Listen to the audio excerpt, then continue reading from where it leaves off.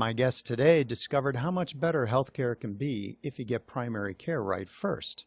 He's the vice president of his family's lumber business and has a consulting practice focused on employee safety. Last week, I read his blog post about choosing the right doctor, and I thought, I gotta have him on the show, starting right now.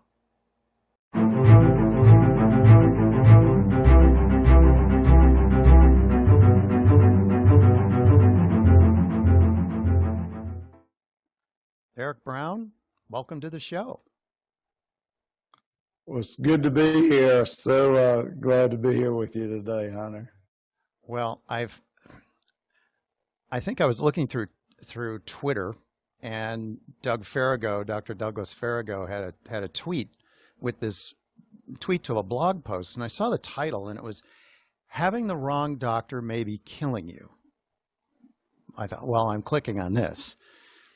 So I thought, wow, that caught my eye. And I read about 3 paragraphs and I said, oh, I have to have him on the show. Okay.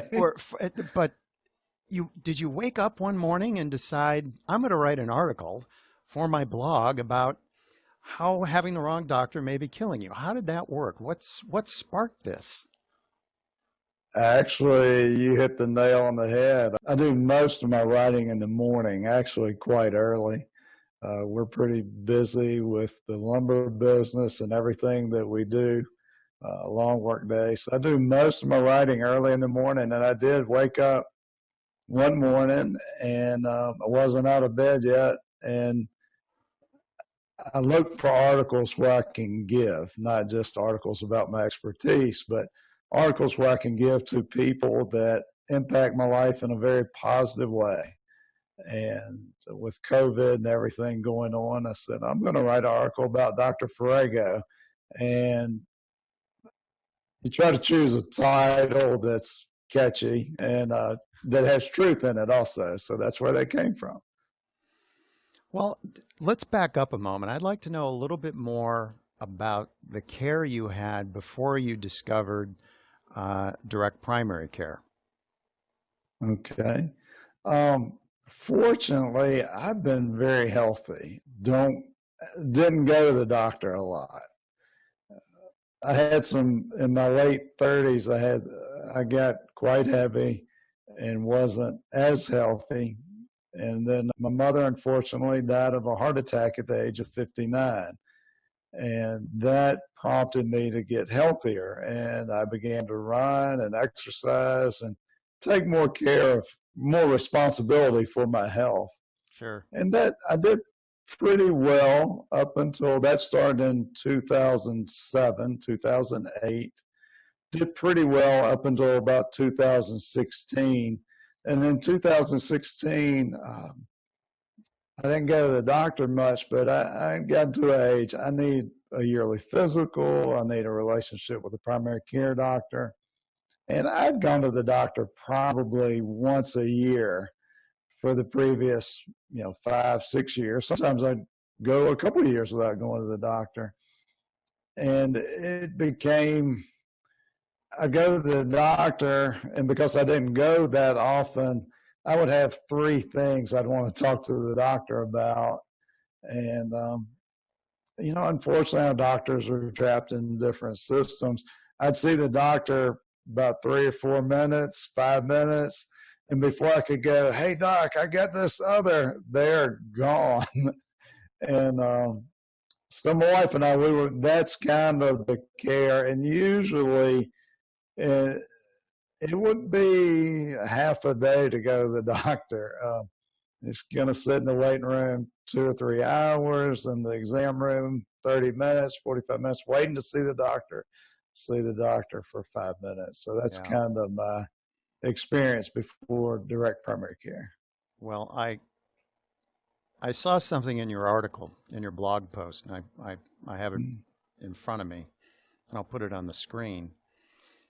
You said, I knew my health had plateaued. Sure, I was healthier than most people my age, but my goal is longevity with high strength and energy. After doing some research, I found a direct primary care doctor in our area. Eric Brown, what were your benchmarks for care? I mean, it's the fact that you did the research. And Yeah. a lot of people get into it and they just find, I have to find another doctor.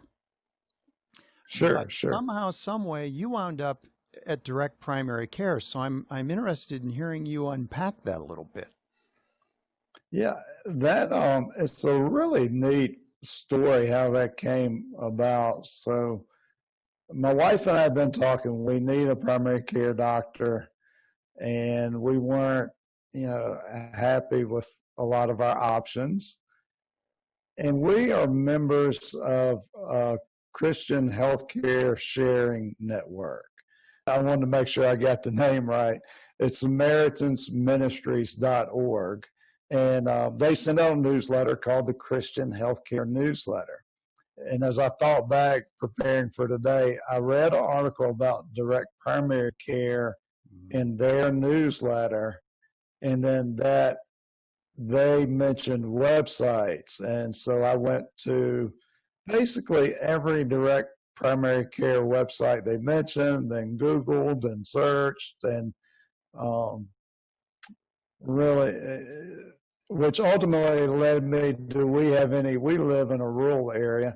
It led me to that, do we have any locally? And that's where I found Dr. Farrago at Forest Direct Primary Care. The big challenge for me is how am I going to convince my wife? Because it wasn't a model we were familiar with, and paying your doctor every month, even if you don't go. So I was really worried, but I did my homework and I presented it to her. And she said, that sounds like a great idea, which surprised me. Should have been more confident there. Good for you. Well, you found Dr. Farrago. How do you pronounce it? Farrago, Dr. Farrago. Dr. Farrago. So you found Doug. Doug, yeah, we'll call him Doug. We'll call him Doug. So you found Dr. Farrago, and you walked into the clinic for the first time. And I've asked doctors, what's it like having your first patient walk through the door? And yes, now it's flipped. So you're a patient. So what was it like the first time you walked through the door of his clinic? It was peaceful. It was like going home to a peaceful home. I'll sometimes compare and contrast is good. My last primary care experience before Dr. Farrago was probably 35 people in a waiting room, multiple staff, just moving around, interacting, behind glass. Nice people, good people, nothing wrong, but kind of hectic, I would say. And rightfully so. They're trying to take care of a lot of people. Sure. But for me, and you're sitting in there for, I think in that case, I sat in there 3 hours before I got back. I mean, it was a long day. So I go to Dr. Farrago's office. First thing I walk in is,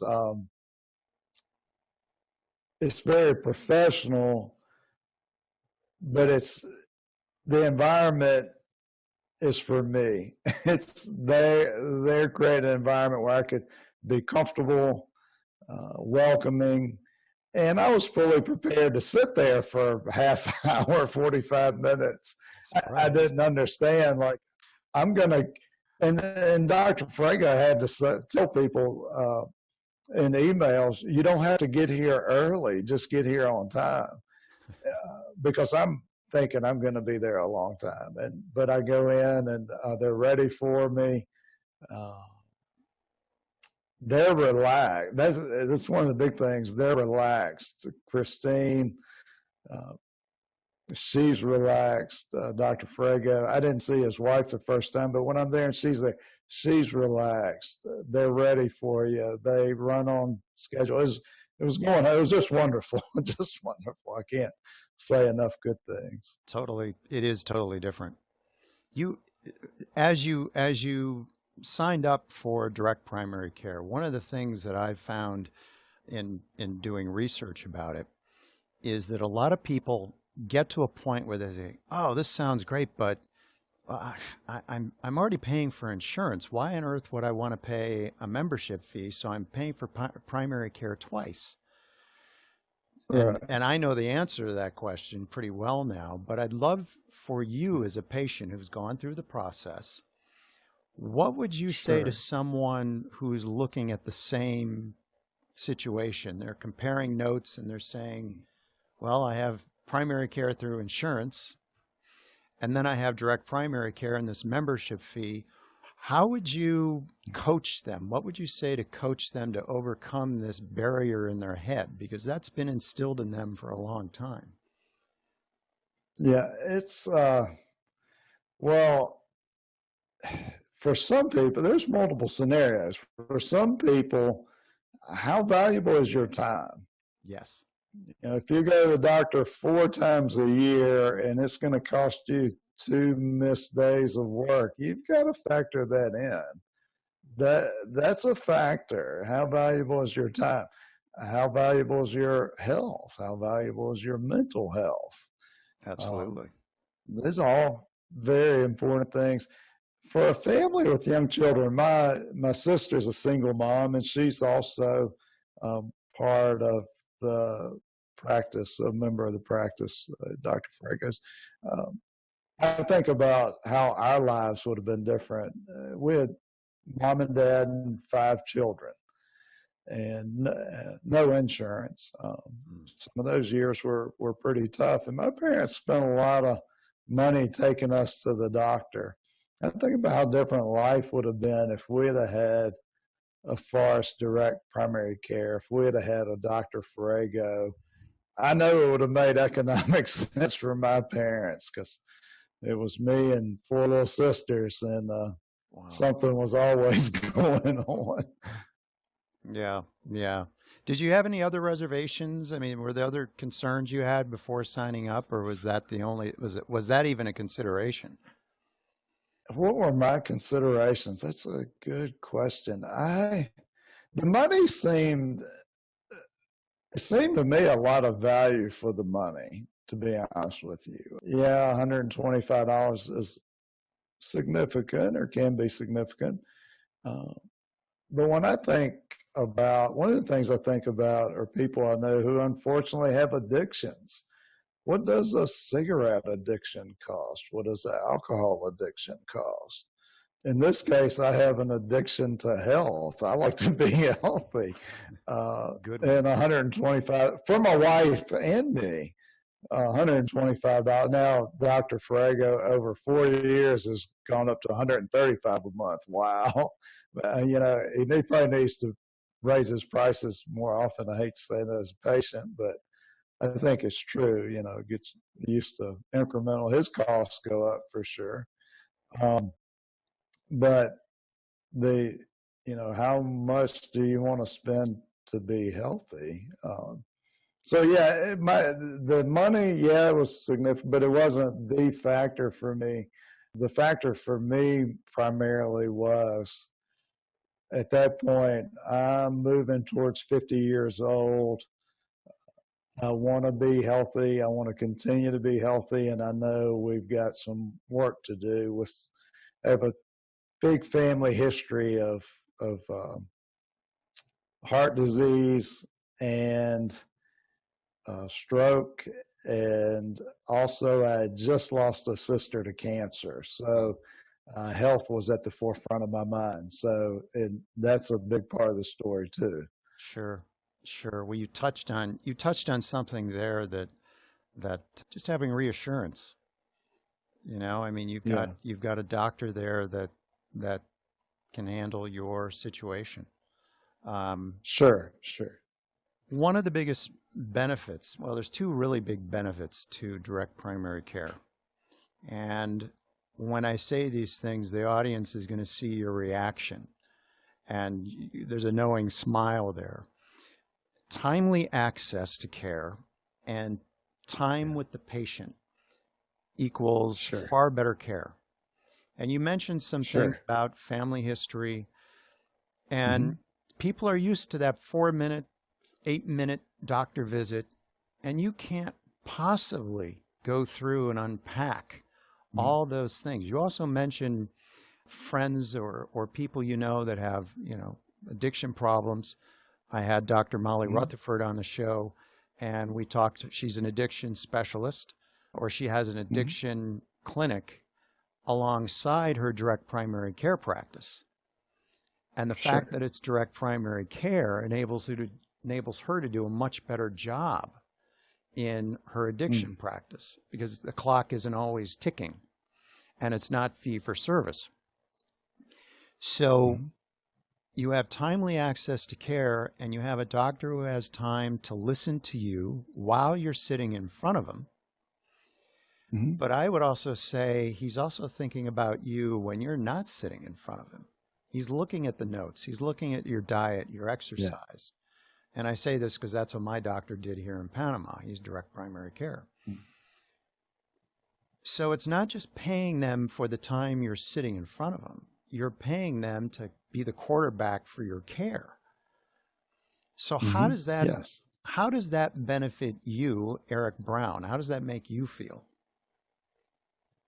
Yeah. Well, my doctor has time because of the way he manages his life, and he's busy. I'm sure. I can't imagine how busy he is, in the calls and the emails. Uh, but because of the number of patients he has in his practice, he can. When I get there, he's ready for me when I get there. Mm-hmm. So he has enough time between patients to review my situation. And with fewer patients, he knows me better, I would say. So when I get there, he's ready for me. Timely access is important at the time. I would say the last I had blood work, and because of the family history, and I have a wonderful thing called lipoprotein A. It's a genetic. There's nothing you can do for it. It puts you at a little greater risk. And so we discuss things. And so we'll spend 20 minutes going over blood work and numbers and where I'm improving and where I need to improve. So it is. So the thing too I love is Dr. Farrago, you can tell, is always learning, always growing. Um, and that's a great thing. You to be connected to a doctor who's growing, who's learning, who's He's not static. no, That's not at all. It's the feeling you get knowing that you've got, I call it in your corner care. You've got someone in Yes, your corner health-wise that yes, you can reach out to. And speaking of reaching out to, over the last several months, we've had COVID-19. I sure, call it a medical tsunami. It's been impacting care in multiple ways, in primary care especially. How sure. has how is that how has the fact that you have direct primary care, did it change much? What happened during this time? Well, Dr. Frago, I think we're up to 24, 25 bulletins post weekly, pretty much weekly, I think, emails and videos. And he has worked hard to stay current on the situation globally, nationally, and locally. Pass that information to us as patients, what's working, what's not working. He was very proactive in ensuring that his office wasn't a center of COVID, you know, spreading. So it was very proactive in getting, telemedicine quicker. He was already set up for it, basically. I'm sure there were other things he had to do. You'd have to talk to him and get his, like, exactly what they had to do from a patient perspective. it was very clear. This is how we're dealing with it. This is, if you have a need, this is how we're going to approach it. If I need to see you, this is how I'm going to see you. So it was very clear. It was comforting to me. Then his wife called and checked on us personally.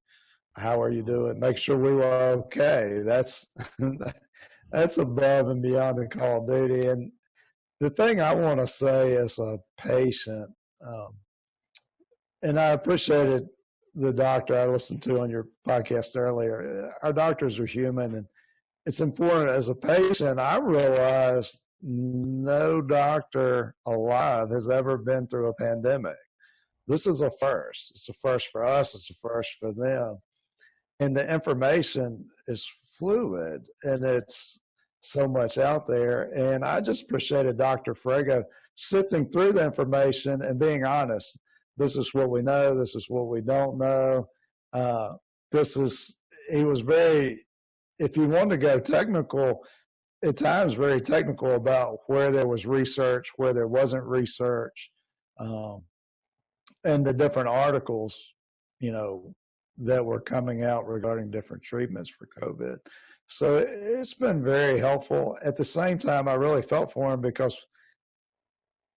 so many of us now think we're COVID experts with our WebMD degrees. So no matter what he says or does, I'm sure he has a percentage of his patients are sending emails correcting him, and I can't imagine what it's like to be a doctor right now. So I want to be I want to be the patient he enjoys seeing. Yeah. Quite honestly. It's funny you mentioned the videos, because I recall on my Twitter feed there are a number of doctors in the old system, and I really felt for them, because those doctors, they're primary care doctors, they have 2,000 to 3,000 patients. Sure. And they were exhausted at the end of the day with all the telemedicine calls they were doing. Yes. And so direct primary care doctors have anywhere from 500 to 800 patients. Sure. So their patient load is far lower. They don't have all 2,000 patients calling at once. Exactly. And they're able to manage that relationship, whereas the other doctors were just inundated. And I felt sorry for them, but I don't blame the doctors. I started connecting some dots. My dad always said, everything's related. The big problem is seeing the relationships. And so with direct primary care is better care. First of all, you have a doctor that's going to be listening to you. I use an example of a young carpenter who walks into his doctor's office and says, well, I'm going to be I need a physical for a new job. And in the old system, the doctor would say, okay, fine, runs the tests, out they go, clean bill of health. But in direct primary care, the odds go up that the doctor, your doctor, is going to say, wait a minute, what kind of job are you going to? Because there's a relationship. Sure. Tell me about the job. Oh, I'm going to be an iron worker. Sure. You mean like 300 feet up in the air? Yeah. Yeah. I wanted something interesting to do, something more interesting. Okay, fine. Well, we need to have a discussion about your inner ear and the symptoms of an inner ear infection, because you can get dizzy like that, and that isn't good 300 feet up. So, and if absolutely. So you could make the case pretty easily that direct primary care enables a safer company. Just as an FYI, you're probably way ahead of me on that, but and that's true, and that's interesting. Dr. Farrago, I was going through his website before our interview today, and he offers companies membership. So it's it makes us a safer company. And one, like you mentioned, Dr. Farrago, with me. There are things, our company was running 2 shifts and not getting enough sleep. And Dr. Farrago said, your numbers look better, but I can't fix your sleep problem. and he was quite honest about the health risk, that my lack of sleep potentially shortening my life. You've been at this point with direct primary care. You've had it since 2016, I think I read. 16, correct, yes. Dr. Samir Kamar, he's a direct primary care doctor, and he said the big problem DPC has in getting mass conversion to direct primary care is that most people don't understand what high impact primary care is and its benefits. And so, yes, I know it, you know it. What would you say to help those people who are hearing that for the first time from your vantage point as a patient? What would you say to them to help them understand what that high impact really means? A high impact is proactive. Most healthcare in the United States is reactive. I get sick, I go to the doctor. And that's why I was going to the doctor once every year, sometimes once every 2 years. High impact is proactive. I am going to the doctor not because I'm sick, but because I'm healthy. I think I'm healthy and I want to stay healthy. And I want to live a long time and be active. I have visions, Lord willing, if I live in my 80s, I want to get on the floor and play with grandchildren and great-grandchildren. I want to go out in the garden with them. I would love to be able to run at least a 5K or 10K with my grandchildren when I'm in my 80s. So I have this vision, and that's what high-impact primary care is. It's about being healthy for the long haul. And I go to the doctor more than ever, and I don't go because I'm sick. I go because I'm healthy and I want to stay healthy. There's, I guess one way of putting it, putting the membership in perspective. Have you ever heard of a gym a fitness gym that charges fee for service? In other words, a daily entrance fee. No, it's membership. It's membership. There's a reason why. I mean, gyms are, it takes effort and it takes time, and I got to go to the gym today. And what do you mean? I got to pay every time I go? Come on. There's a disincentive that the system has. Sure. So direct primary care eliminates that or reduces that. But you also said you spend a little more on your primary care, which is not uncommon for some patients. Mm-hmm. Other patients, yes, they spend a little more on the membership, but what they save for medication costs, I'm truly amazed and shocked sometimes. Dr. Creighton Shute, one of the episodes, he said that he saved a patient $456 a month. She left the office in tears, happy. It's $5,000 plus a year she saved, more than paid for her membership. So there's this, the value here goes way beyond what people may think. They really do need to sit down with the physician and get the whole picture before making any decisions, because they're not getting all the facts if they don't do their research. Last question. Sure. I think this will be an easy one. Would you ever go back to the old system? No, not at all. Not at all. And it's not, I mean, you love the people in the system. It's not a people. Great doctors, great nurses, great staff, some of the best people in our community. But it doesn't serve me. And when you talk, going back to your previous question and comments, Dr. Farrago, when I needed tests or labs, they shop it around for me.